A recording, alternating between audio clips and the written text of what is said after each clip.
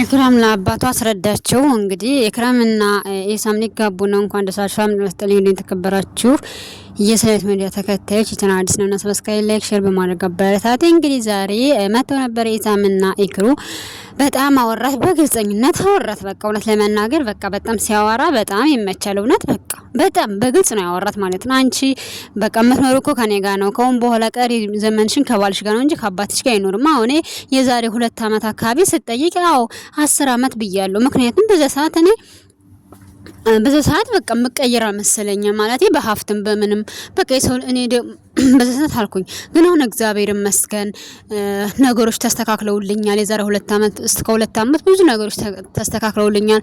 ብዙ ነገር ተቀይረውልኛል። እንኳን አንቺን ቤተሰቦችን እያስተዳደርኩ እንደሆነ ታውቂያለሽ አላት። አዎ እሱም ማለት እና ታዲያ ምንድነው ወይስ ከኔ የበለጠ ብር ስላለው አለው ብሎ ስላሰበ ነው ስትለው፣ አይ በዛ ሳይሆን የዛሬ 10 አመት ስላልክ ነው የፈራባት ያለች እሱ ደግሞ አሁን እኮ አልሞትኩኝም። የሰው ልጅ ሀሳቡን ይቀይራል እንትን ይላል፣ ችግር የለውም።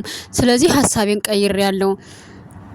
አሁን ላይ ጥሩ ሁኔታ ነኝ ያለ ነው። እንኳን አንቺ ቤተሰቦችን እያስተዳደርኩኝ ነው። ስለዚህ ምን እንትን የሚል ነገር የለም። አስረጂው እባክሽ አላት ማለት አንዳንድ ጊዜ ኢክራም አንቺ አባትሽን በቃ በስነ ስርዓት ልጅ ነው ያለው ነገር መረዳት ነው ወደዋለው ያለውን ነገር ብለሽ ማስረዳት አለብሽ ማለት ነው። እዛም ማታውቂው ግን አሜሪካ ስለሆነ ማታውቂው ወንድ ማግባት የለብሽም ማለት ነው። ትሰራላችሁ፣ እግዚአብሔር ይመስገን ማስታወቂያ ትሰራላችሁ፣ ብዙ ነገሮች ትሰራላችሁ፣ ትለወጣላችሁ። አሁን ላይ ሰው እየተለወጠ ያለው በሶሻል ሚዲያ ነው። ስለዚህ ማለት ነው እናንተ ትለወጣላችሁ፣ ምንም ችግር የለውም። አሁንም ተለውጣችሁ መኪና እስከ መግዛት ድረስ ሁሉ ገዝቶልሻል፣ ብዙ ነገር አድርጎሽ ፎም ብላችሁ ነው የምትኖሩ። ስለዚህ እሱን አስረጂና የልጅነት ማለት ጓደኛሽ ነው ገባሽ? ፍቅር በቃ አብሮ በማደግ በዛ አብሮ በመስራት ይመጣል። ስለዚህ የዚህን ያህል አባሽን ብታስረጂው እንደኔ እንደ አንድ ሴት ማለት ነው ሀሳብ እሰጥሻለሁ ማለት ነው። ምክንያቱም ነገ ይሄ ልጅ ከሄደ ይጸጽትሻል። ያ ወንድ እንግዲህ የሚመጣ አትወጂውም ያ ወንድ ቢመጣ አትወጂውም አታፈቅሮም ይሆናል። ስለዚህ ይህን ነገር ብታደርጊ እንደኔ እንደ እህት ነገ ጸጽትሻል። የሚጸጽትሽ ነገር አታድርጊ። ችግር የለውም አስረጂው አባትሽን። በቃ በዚህ ሰዓት የዛሬ 10 አመት ብሎ ነበረ፣ ግን በቃ ሀሳቡን ቀይር። እግዚአብሔር ይመስገን ነገሮች ሁሉ ተስተካክሉለት። አሁን ማግባት ዝግጁ ነው።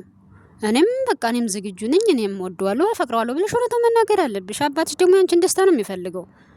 ምንም ልጅ ነው ምናምን ልጅ አይደለም ሲጀመር። ምን በዚህ ሰዓት አሁን 28 29 አመት ይሆናል። ስለዚህ ይሄ ልጅ አይባልም፣ ግዴታ 40 አመት ያልሆነ አይባልም። እውነት ለመናገር ይረዳሻል፣ ይሄ አብራችሁን በስራም በምንም።